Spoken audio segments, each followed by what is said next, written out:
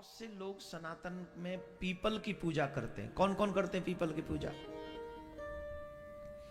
जो नहीं करते हैं वो करना शुरू कर दो। कुछ नहीं कर सकते तो कम से कम पीपल पे जल चढ़ाना शुरू कर दो। 5 मिनट की ये कहानी मैं आपको सुना रहा हूं। इस कहानी को ध्यान से सुनना। रविवार के दिन पीपल को जल नहीं चढ़ाना चाहिए।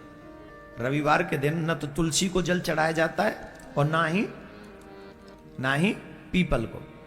शनिवार की शाम को अगर आप दीपक भी जलाएं पीपल के नीचे, इसका बहुत बड़ा फल है।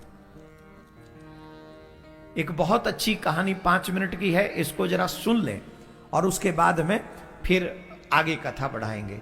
एक ब्राह्मण थे, वन में रहा करते थे। पीपल का एक वृक्ष उनके आश्रम में था, उन्हीं के आश्रम में था।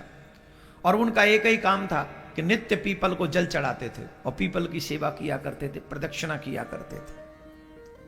एक बार यमराज ने उन्हीं के नाम राशि को लाने के लिए कहा कि तुम ले आओ, फलाने को ले आओ। और यमराज के दूत गलती से इन ब्राह्मण देवता को ले गए। और जब ब्राह्मण देवता को ले गए तो यमराज के पास प्रस्तुत किया। यमराज के साथ जब सामने प्रस्तुत किया तो भगवान यमराज ने देखा कि ये इनको क्यों ले आए, इनका तो समय नहीं, ये तो बड़े तपस्वी ब्राह्मण है, इनको क्यों लेके आए तुम? तो उन्होंने कहा कि हमसे गलती हो गई, आप हमने समझा आपने इन्हीं को बुलाया। बोले इनको नहीं बुलाया था, एक व्यक्ति मर गया उसे लाने के लिए बोला था तुम्हें, इनको क्यों ले आए? ये तो बड़े तपस्वी हैं, पीपल की पूजा करते, नारायण की पूजा करते। तो बोले अब तो अपराध हो गया, अब तो क्षमा मांगे। यमराज के दूत भी कहे महाराज क्षमा कर दो, हमको क्षमा कर दो, ये तो अपराध हो गया हमसे। बोले कोई बात नहीं। तो यमराज बोले कि अब आप चले जाओ। बोले चले जाएंगे, पर एक काम करो, पहले हम सब नरकों को देखना चाहते हैं कि यहां कौन कौन से नरक हैं और किस किस को कितना दुख मिलता है।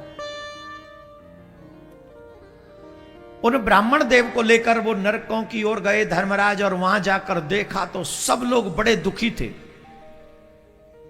किसी को गर्म बालू पर नंगे पांव दौड़ाया जा रहा है, किसी को आग में तपाया जा रहा है, किसी को भट्टी में झोंका जा रहा है, किसी को पेड़ से उल्टा लटकाया जा रहा है, किसी को सामने रखकर बाणों से निशाना बनाया जा रहा है, किसी को नाना प्रकार के दुख मिल रहे हैं, अनेक। कोई गर्म भट्टी है, चूल्हे पे कढ़ाई चढ़ी है, उसमें झोंका जा रहा है, तपाया जा रहा है, तांबे की भूमि पर दौड़ाया जा रहा है, गर्म बालों में किसी को पानी में डुबाया जा रहा है, किसी को कीड़े मकोड़े खिलाए जा रहे हैं।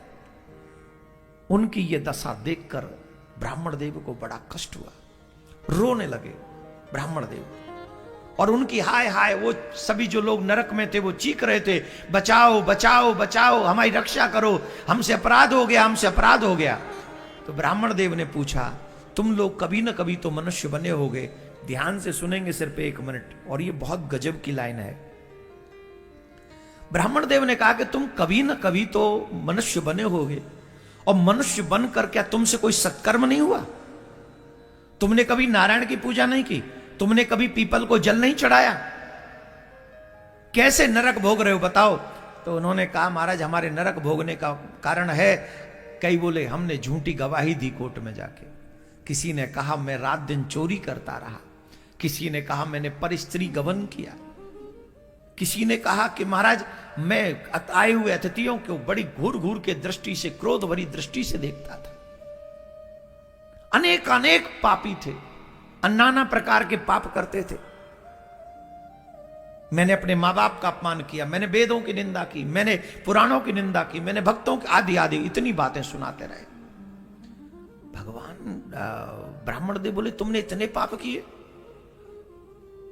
तुमसे कोई सत्कर्म नहीं हो? बोले एक भी सत्कर्म हमने नहीं किया। तो धर्मराज ने कहा चलिए अब आपका हो गया, आपने नरक देख लिया, आप निकलिए, चलिए अब आप नीचे जाइए। ब्राह्मण देव ने कहा मैं नहीं जाऊंगा। बोले क्यों? बोले इतने लोगों को दुखी देखूं तुम्हारे नरक में, और इतने लोगों को दुखी देखकर भी मैं शांत रहूं और मैं लौट जाऊं, तो मैं काहे का ब्राह्मण? उन्होंने वही प्रार्थना की भगवान से और कहा अगर मैंने एक क्षण भी हे नारायण तुम्हारी सच्चे मन से तपस्या की हो, सेवा की हो, तो आप मेरे ऊपर कृपा कर दीजिए।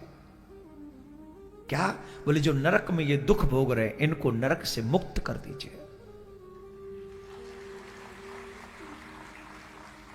महाराज ब्राह्मण देव का यह संकल्प हुआ कि वो सब पापी उनके संकल्प भर से वो शरीर त्याग कर दिव्य दिव्य रूप बनाकर भगवान के स्वर्ग की जाने के लिए तैयार हो गए। सब जाने लगे, नरक खाली होने लगा और ऑलमोस्ट सब चले गए। कुछ पापी लोग बचे रह गए, उनका कल्याण नहीं हुआ। बोले उनका कल्याण? तब नारायण भगवान प्रकट हुए। यमराज ने कहा प्रभु ऐसा इन ब्राह्मण देवता ने क्या कर दिया कि 1 सेकंड में सब नरक खाली हो गया और फिर कुछ पापी और बचे रह गए। कुछ पापी और बचे रह गए, इनका कल्याण क्यों नहीं हुआ? 2 प्रश्न है।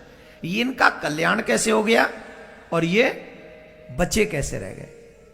भगवान ने कहा सुनो, ये ब्राह्मण साधारण नहीं है। इन्होंने नित्य पीपल की पूजा की है और वृक्षों में पीपल मैं हूं। वृक्षों में पीपल मैं हूं। तीनों देव पीपल में वास करते हैं, ब्रह्मा विष्णु महेश, तीनों देव। और जो इन ब्राह्मण देव ने जो जल चढ़ाया है उससे मैं तृप्त हूं। और इनका इतना तप है कि इनके संकल्प मात्र से ये सब बड़े से बड़े पापी इनका कल्याण हो गया।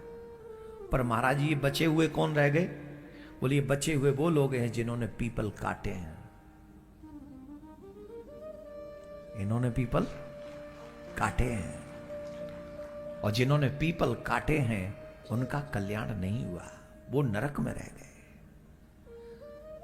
और ये ब्राह्मण देव धन्य हैं कि खुद तप करके भी, व्रत करके भी इन लोगों के दुखों को इन्होंने समझा और उनका कल्याण कर दिया, उनका बेड़ा पार कर दिया। भगवान प्रसन्न होकर गए। मैं आपसे एक बात कह रहा हूं, अब ये कहानी सुनाने का रीजन क्या है?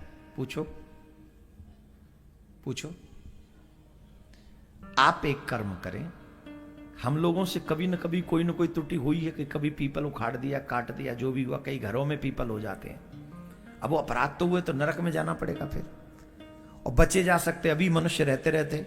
और कैसे? कम से कम 5-5 पीपल के वृक्ष रास्ते में लगाएं कहीं, जो आते जाते हुए लोगों को छांव मिले उसके, और तब तक उनकी देखभाल करें जब तक वो बड़े न हो जाएं। और इतना आप कर सकते हैं। 5 पीपल मेरे विचार से 50 रुपए से भी कम में आ जाएंगे। 50 रुपए भी नहीं लगने। अब चाहते हो तुम्हारा कल्याण हो, तुम चाहते हो नरकों से बचें, तो 5 पीपल के वृक्ष आप सब अपने द्वारा लगाएं। पीपल को जल दें, रविवार को जल न दें, ये ध्यान रखें। और अगर शनिवार को दीपक भी जला दें तो तुम्हारा कल्याण होने से कोई नहीं रोक सकता, निश्चित कल्याण।